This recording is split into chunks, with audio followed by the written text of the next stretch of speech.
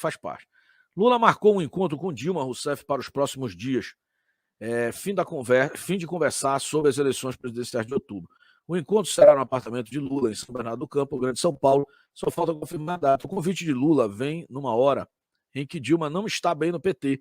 Dilma anda bastante magoada por ter sido convidada para o jantar, não ter sido convidada para o jantar em que Lula e o ex-governador Alckmin acertaram seus ponteiros. Foi ignorada, como se não existisse mas pegou mal. Participaram do jantar todos os chamados caciques do PT, menos ela. Uma ala do PT acredita que exibir Dilma Rousseff na campanha eleitoral de Lula não será bom. Então, o importante para essa ala do PT é afastar Dilma de Lula. Quanto mais melhor. Vamos lá. Olha, vou pegar uma fofoquinha aqui de bastidores, conversando com um pessoal aqui que eu ainda conheço. Na verdade, o pessoal tem tentado, inclusive, dar um ano sabático para Dilma, mandar ela para a Europa, ficar um ano lá, afastada das suas atividades, para uma reflexão na vida. Quem sabe o que é o ano sabático? É aquele ano que você se retira das suas rotinas todas, você larga a tua história para trás e vai ali tentar se reinventar ou refletir sobre o sentido da vida e tudo mais. Quem tem condições de fazer isso, ótimo. E foi assim que eu ouvi essa história. Há cerca de um mês atrás, eu falei aqui, né, eu estava almoçando aqui em São Paulo, tive a oportunidade, ela estava sentada do meu lado aqui, ela, só um assessor, fiquei analisando aqui aqueles movimentos,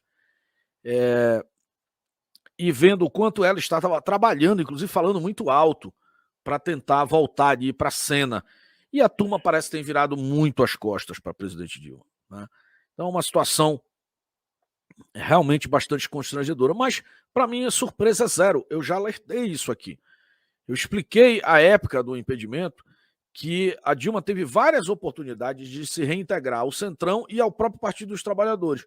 E o Partido dos Trabalhadores, por vezes, isso foram conversas minhas com lideranças à época, cumpriram essa tarefa. Porém, do nada, a Dilma acertava com as pessoas de entregar cargos, enfim, de gerar benefícios e depois não cumpria esses acordos. Portanto, o sistema tratou de expurgar.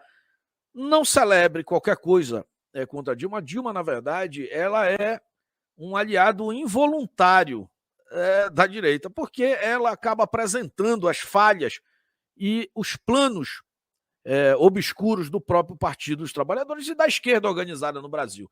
Eu vou trazer aqui o material, é óbvio, eu não vou trazer o vídeo em si por conta de direitos autorais, mas o áudio nós vamos colocar aqui. E eu gostaria muito que você prestasse atenção, porque isso vai emendar com os outros assuntos que nós vamos trazer aqui. Vamos ouvir aqui um pouquinho e você vai entender. Vamos lá? Ouve a Dilma, não é uma entrevista recente, mas ouve o pensamento da Dilma. Ela dá uma entrevista a um veículo, as fontes estão aqui na própria matéria, mas ouve aí. Duas coisas que permitem o surgimento da ultradireita. Se de uma certa forma os movimentos sociais estão derrotados. Duas, se há cumplicidade dos outros poderes. Me desculpa, mas não dá para... A senhora acha que os movimentos sociais estavam derrotados? Não, o governo não faz movimento social. Não é papel. Presidente, o chavismo não mostra o oposto? Bom, olha, B, eu vou te falar que é um mau exemplo. Uma vez, tá? Eu vou te explicar com uma história. Uma vez, eu estava questionando o Chaves por que ele ouve essa. levava, sem inclusive falar conosco, empresários brasileiros para discutir em outros países da América Latina. E perguntei para ele... Deixa eu explicar isso. Essa fala da Dilma diz muito. Calma que vai continuar. A Dilma e o PT tratavam os empresários brasileiros como deles, não como do Brasil. Então eles precisavam de autorização, inclusive, para fazer business fora. Vamos lá, vamos ouvir aqui. Ele assim, a título de conversa amigável. Você acharia correto, Chaves, que a gente convocasse seus empresários para levar lá para outro país para fazer uma discussão? Ele disse para mim assim: eu acharia engraçado, eu não tenho empresários. Sim, mas o Com isso chavismo eu quero fez te uma dizer o aposta. seguinte, me desculpa, o Breno, me desculpa, não dá para comparar, a gestão do Brasil com a gestão da Venezuela. Não, É incomparável. eu compreendo o argumento da senhora, mas o chavismo fez uma aposta na mobilização social permanente para derrotar. Não, o chavismo fez uma aposta no Exército. Não só no Exército, presidente. Fundamentalmente. Ouça. A não ser que a gente seja ingênuo. Fundamentalmente. Fundamentalmente. Mas também na mobilização popular. Depois. Daí decorrente. Também, Aliás, citando Pulantzas, você não tem. Onde Você não estiver entende. Exército, nunca acredite que as mobilizações paramilitares ocorram sem a cumplicidade dele. Esse vídeo continua, mas eu vou fazer algumas considerações importantes aqui para o pessoal entender. Tá? Primeira coisa que você tem que entender é o seguinte: essa postura que a Dilma teve nessa entrevista é a mesma que ela tinha com qualquer pessoa no governo ou próximo. A Dilma tinha uma personalidade muito forte e de contrariar qualquer... Na visão da Dilma, abaixo dela todo mundo, acima dela não tinha Deus, tinha o Fidel. Então ela não tinha a lealdade que o partido exigia. Por exemplo, essa entrevista é uma entrevista com o pessoal de esquerda, entrevista pública. Você vê o próprio jornalista tentando ali, o entrevistador, tentando conduzir a entrevista para corrigir a presidente. Ele disse: não, você está enganado, não é assim. Você está errado, ela fala para ele. E essa postura da Dilma era a postura que incomoda, inclusive, o PT. Porque o PT, não é só o PT, tá, pessoal? Os partidos de militância de esquerda pesada, radicais, como é o PT, PSOL, essa turma toda, ele não admite a individualidade e a autoridade espontânea das pessoas. As hierarquias são devido às conquistas, o tempo, participação e feitos dentro da estrutura do próprio partido. Assim funciona o comunismo, inclusive. E cada pessoa, mesmo na posição de presidente, é mais uma peça do tabuleiro e não a peça. É, inclusive, difícil você detectar no campo do comunismo quem é o rei ou a rainha efetivo, porque meio que todo mundo pode ser substituído. Até porque esse pensamento comunista é um pensamento de mais de um século. Ele não é algo que pertence à vida de um líder.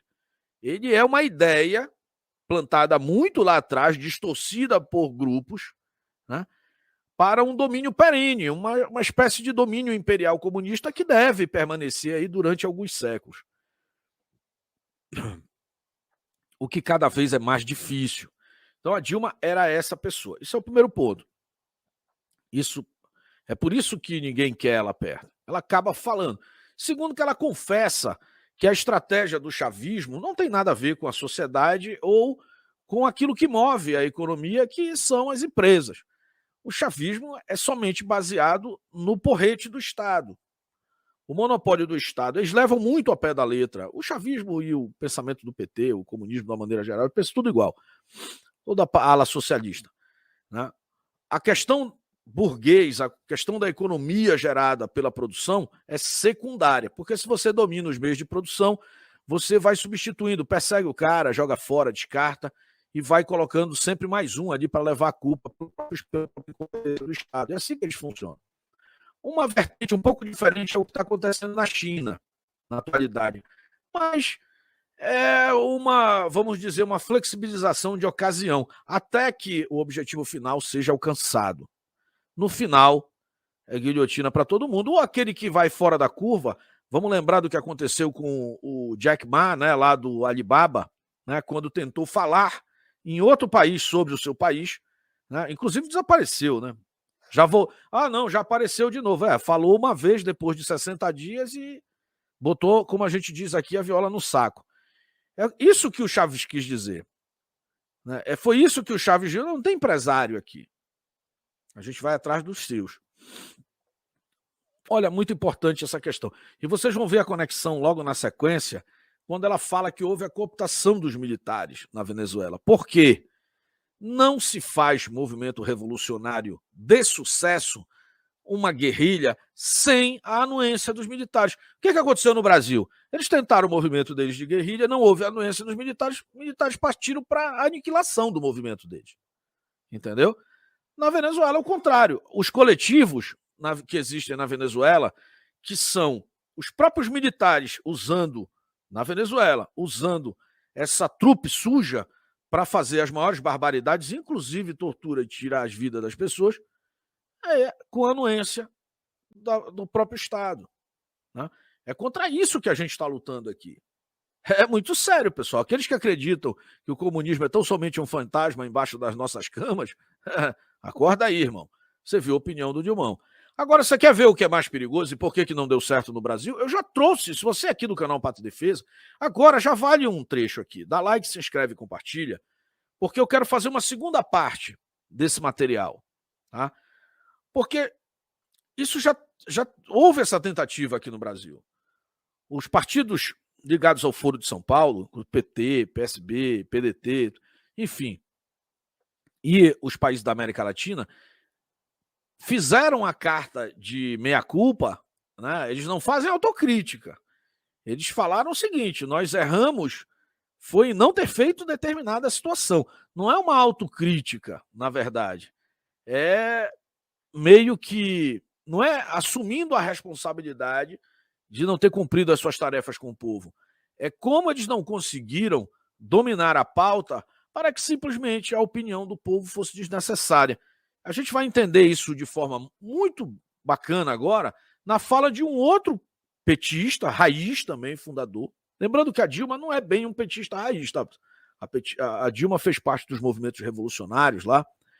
Eu acho que o VAR Palmares, eu não me lembro se do MR8 também, ela era ativa, né, na guerrilha contra o governo brasileiro e a favor da ditadura do proletariado. Eles não eram a favor da liberdade ou da democracia, eles eram a favor da implantação da ditadura do proletariado no Brasil. Tem que conhecer a história. Eu acho incrível também, aliás, foi uma das coisas que me fez acreditar em porquê daquela estratégia das tesouras lá. Né, muito bem explicada, inclusive pelo professor Olavo de Carvalho. Simplesmente, a Dilma foi candidata à presidência durante 2 vezes, você só ouviu falar da Dilma guerrilheira depois do Bolsonaro. Aquelas fotos da Dilma sendo interrogada depois de ter participado de movimentos clandestinos no Brasil, ela só vem à tona já na era Bolsonaro. Durante a própria disputa entre PSDB e PT, como uma espécie de lei do silêncio, isso sequer era falado, mesmo por inimigos políticos. Olha só que estranho. Para quem viveu esse momento de debate político, vai lembrar desse assunto aqui.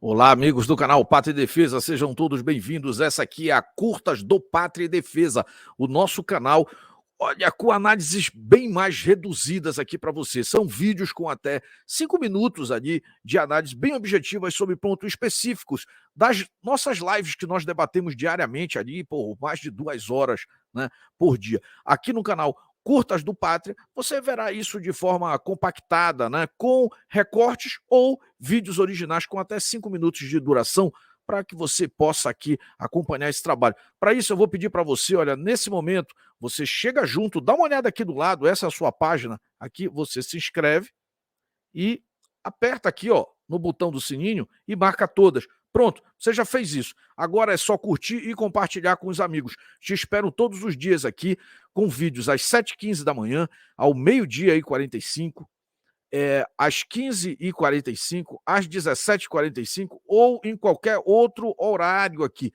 Mas de 3 a 4 encontros diários nós teremos aqui no canal Curtas do Pátria. Te espero aqui. Um forte abraço a todos e fui!